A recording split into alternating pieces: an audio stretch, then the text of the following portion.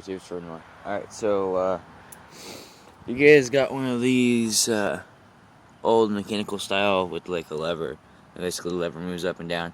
If you got one of those, the fuel pump on your Kohler and it quits working and quits pumping, there's a way you can bypass it. It's really easy, really cheap way. The only thing it's going to cost you is the amount of the fuel line, this little gasket, gas resistant gasket maker stuff, and Briggs & Stratton fuel pump. Okay, so how you're going to make a mechanical fuel pump work with the pulse fuel pump is you got to pull this off. You got to pull the original pump off. Basically pull it off, gut it out, take these things off.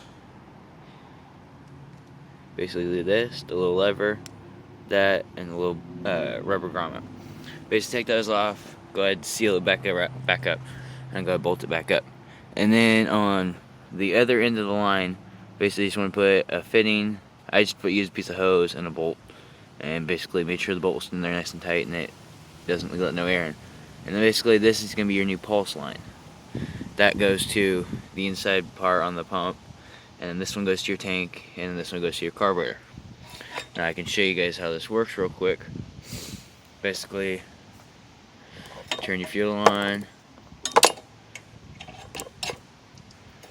Okay, turn your fuel on, and let it sit. If I can get it. And then basically crank it over and watch the fueling.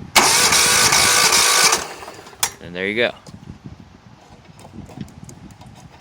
Okay, now I'm putting this gasket stuff. I'm going cheap on this, trying to keep this thing like no dollar budget.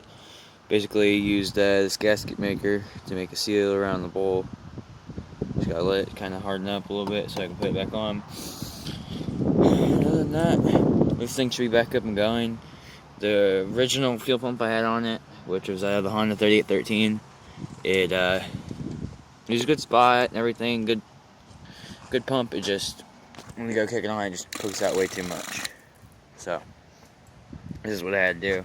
I've tried rerouting it through filters and things like that to kind of slow the volume down, but it just wasn't working. But alright, so I already got this part here. This is where the little drive shaft was. This, I'm basically going to bolt a pulley on here, so I have a pull start. Alright, so I guess next video will be this one starting, if it works. So let's give it a shot.